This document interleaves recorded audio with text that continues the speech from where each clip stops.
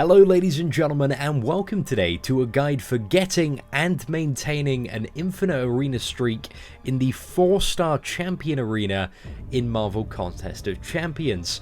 Now before we go into how you do it, let's talk a bit about the goal for, actually why you should do an infinite streak in arena and also when you should do it. Because when you start off playing the game, you won't be able to do it for quite a while because you need quite a big roster of champions. So firstly, the goal behind an infinite streak is to essentially be able to just jump into arena and continually farm points on the highest multiplier on your top rated champions every time they come off cooldown. For players like myself with a very large roster of leveled champions, this is very time efficient and removes the nuisance of having to win essentially 12 to 15 matches to actually start getting a decent point multiplier, which can be just, a massive pain in the ass.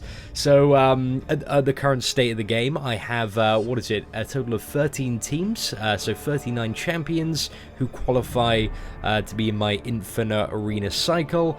So this makes it very efficient for me farming points and means that I can essentially go for any of the 4-star basic heroes and get them with relative ease.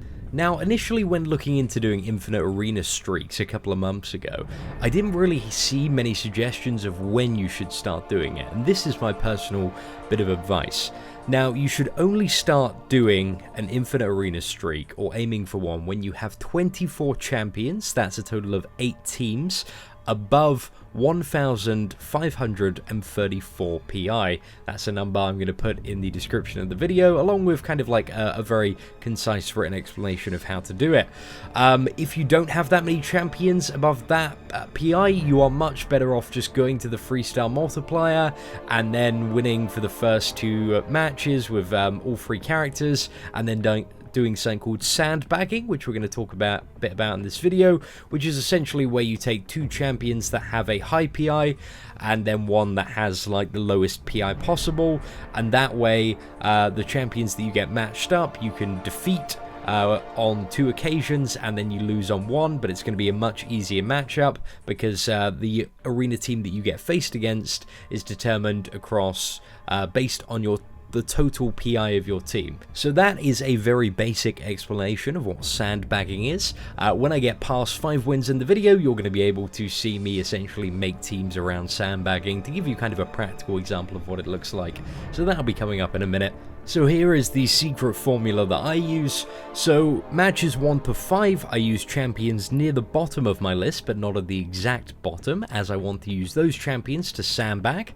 From matches 6 to 13, I will use 2 champions kind of above 1,400 PI, and also one really weak one that is right at the bottom of my champion list. For matches 14 to 18, you'll want to ensure that you're using 4-star champions that are at least rank 3 and level 30. These usually have about 2,200 to about 2,600-700 PI. So as long as you keep the team's total PI over about 6,500, you're not going to get any death matches here, and you're going to go onto the Kang and Thanos teams. So when you see the Kang and Thanos teams, one of the very important things to keep in mind is they are not actually player teams, they're generated by the game, and thus do not have any mastery points, so you don't need to worry about talents such as willpower and parry when fighting their champions. Just as a general pro tip when it comes to the 4-star arena, when you are looking at your matchups, also look at the level of the summoner that you are fighting. If they are over level 41 or 2 generally, it is kind of likely that they will have willpower. So if you always kind of aim to duel champions level 40 and below where available, you will often get matched up with champions that don't have willpower and are thus a lot easier to kill for most of your champions. So that's just a bit of a tip to make, the grinding of arena a little bit quicker. Now, once you are above 19 wins, you're in essentially what we like to call it's the dreamland, really.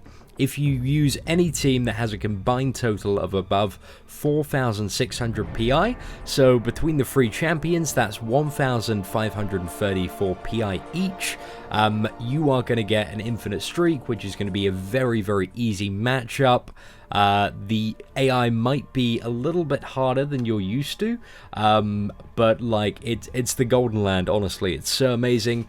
You can literally just like farm all your teams. Takes about like 20 minutes, half an hour. Just get like raking the points. So with my roster of champions, it takes just over half an hour to absolutely clear that and time them all out, and then I set like a timer for an hour and a half and then come back in that time, and then I can just farm away again, and I get about what is it, it's about 230k points now for every round of arena that I do, which is exhausting all my champions. So that allows me over the course of a few days to quite easily well, very easily hit all the milestones, and if I want to, go for the 4-star basic champion. If you are one of those absolutely crazy people that wants to farm for the 4-star basic champion, be aware that it will take up probably most of your weekend. You can try and time other stuff around it, but it does take a lot of dedication, as you essentially need to, you know, I'd say for any champion to be safe at the moment, you need to aim for about 4 to 4.2 million. The cutoffs lately have been extremely high. So that means, you know, if, like, for example, me, I'm getting 230k a round, I know I need to, over the course of like the 3 days that it's on, allocate like 16 times where I could sit down for half an hour and actually, you know, exhaust my champions and get those points. Which again can be extremely time consuming. If you are, you know, somewhat lacking on that, you can use units to, again, you know, reset the cooldown of your champions, but that does get very expensive very quickly. This is why this is quite a preferred method, as you can just you know, it's all about being time efficient when it comes to this stuff. So just to bring you up to speed with what's on screen, if you haven't been paying attention, we are currently on the 12th battle, which is the second to last one before we go into the 4 and 18 bracket, where we're going to be using our highest rated 4-star champions to bring us up to 19, and then we can essentially use anything above 4,600. So yep, smashing him with 4 at the moment. I love Duped 4, amazing champion. You'll also notice that my top champions that I have ranked up are also very powerful ones, that regardless of, even if I get a really hard matchup like Scarlet Witch and Star-Lord, these champions are absolutely insane and could probably easily defeat champions double their PI. So that's absolutely fantastic. Just beating down this Iron Man at the moment. I remember he was a real pain in the butt, actually. Had a crazy amounts of damage reduction. And then we've got Scarlet Witch versus Captain Marvel. Scarlet Witch laying some good old smackdown there. Now we're in the 14 wins plus land now. Just as a pro tip as well, on your sandbags, instead of getting beaten up, you can just quickly quit the game, and that'll just instantly lose the match for you. So this is the Kang and Thanos teams that I was talking about, but now we've entered that territory. Fantastic, just beating people down, and that's really pretty much all there is from here on out. You know, just queuing with champions up till 18 that are 4-star, 330s and above. And your team obviously ideally has 6,500 PI plus. So that's amazing. Duped 4, again, laying a bit of smackdown. Such an amazing champion, like, honestly.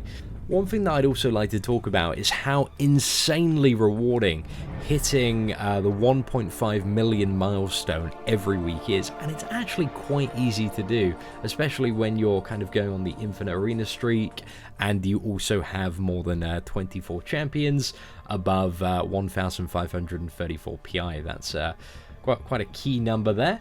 So yeah, if you hit 1.5 million each week, which for me can be done in about, what is it? It's like seven rounds of this.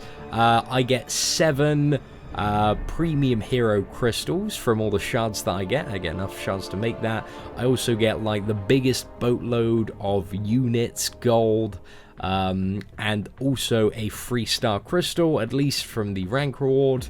If I do want to go higher, I do have the potential to get a 4-star or the 3-star featured hero with relative ease as well. So yeah, it's just absolutely crazy the amount of rewards that you can get for investing very, very little time. However, if you do want to invest a lot of time, then those rewards only increase to a 4-star champion, which I think like is pretty amazing. You do have to sacrifice, especially when you have a not... My roster's okay. I only have, as a total of my champions rating, it's about 95k at the moment. So I know a lot of people that have like anywhere between like 150 to 250k, so they must have an insane roster and an insanely easy time farming this. Not to mention those like absolutely insane people who have like 350 to 400k. But yeah, the point I was trying to make is if you want to get a 4-star and you don't have that many champions, it's going to take like an insane amount of your weekend. But you know, as you progress through the game and gain more champions, then it is going to take less and less time. And also upgrading your champions, the more they're upgraded, the more points they're going to get. Also, an interesting question is, especially on the matchups, which ones do you take? Do you always go for the easiest one because it's as quick as possible and you want to get it out of the way? Or do you go for the harder ones in the hope to get more points? And generally I stick to my kind of looking if there are any champions below level 40, because, sorry, any summoners below level 40, because that case they're not going to have willpower and are not going to be a bit more of a pain in the ass to fight. I personally usually will just go for the easiest one as well. I don't, unless I'm feeling like really adventurous, or maybe I've got my A-team, I just want to kind of get it over and done quickly as possible and then move on to the next round.